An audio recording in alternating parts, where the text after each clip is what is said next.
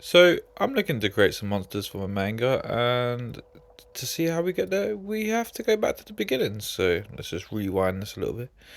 And this is what really started it. Jujutsu Kaisen. It's the first one that had me running back to read more, and then combine that with my love of fantasy and edge of the sea, things that grab you. I thought monsters. D&D has so many, and it brought me back to this. Why not use some classic D&D kind of monsters and mangafy them? Now, mangafy, I kind of mean draw in that style, and so that's what I did here.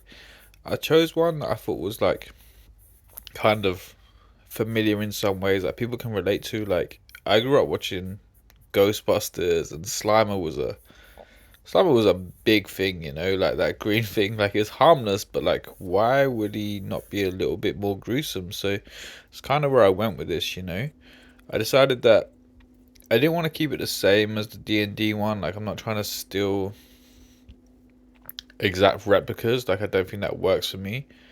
And it kind of like defeats the point. I want to explore things and try different things out, and so that's what I'm kind of doing here.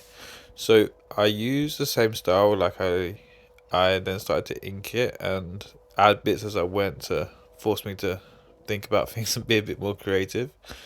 And this obviously is not as fast as I'm drawing. Like I did speed this up a little bit. I didn't want to be like I think it's like 40-minute video. I was like, nah, that's too long for people to pay attention to. So I did this instead. It's sped up, and I wanted to add some teeth. I feel like teeth are always a good way of making things look a little bit more terrifying. Like, imagine a monster coming at you, some blunt teeth. I'm like, you're a herbivore, man. Stop it. Leave me alone. So I added some teeth, and I like a big slimy tongue. I think that always adds a bit of a chilling factor.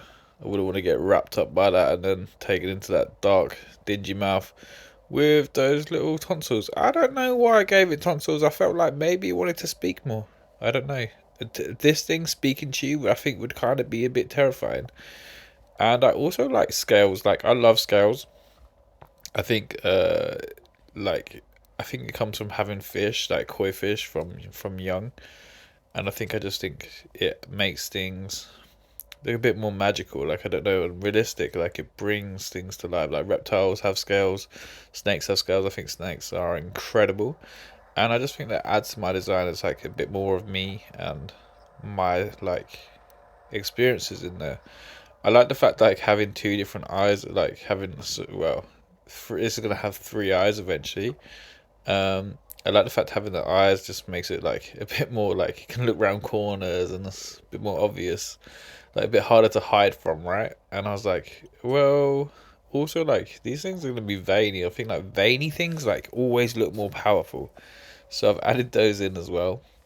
And I was like, oh, do I want four eyes like in the Dungeons and Dragons book with like that kind of vibe? I was like, no, like it needs to have something more of a bite. Like I love just the idea of a like an eye and a mouth going round, having like eight, sorry, not eight, like four limbs. Like it's got like an octopus, cyclops kind of vibe, and that kind of really brought out my kind of like vibe at the time. I was like, yeah, like this is dope. Like if you found this in a dark corner, like you'd run, right, or try to fight or do whatever. So I wanted to bring this, and this is how I kind of changed what was in the D&D manual. Not trying to say I created this all on my own. Like it was a heavy inspiration from lots of different things. Um, but I've added my own little twist. I think that's what I'm gonna do. I'm gonna go through and I'm gonna like find monsters that I think look dope and animals in real world, and just make them my own. Like adapt them, and that's something that Jujutsu Kaisen and a lot of mangas do really well. Like they adapt things from nature that like look quirky, and they quirky the hell out of them. Like they make them look so unique and different, and that's something that I'm working on here. So I added some shading just to see what it would look like if I was to use like some Band-Aid dots or some screen notes on my image, and how it kind of like come out on the page. And I really like the effect of adding the grey. I think it was like, but this thing here, what is this thing in this top right hand corner? I think it's my lamp. It's like slowly been encroaching into the image as it's got along. That's crazy. I need to like be careful with that in the future. That's just weird. It's freaked me out a little bit.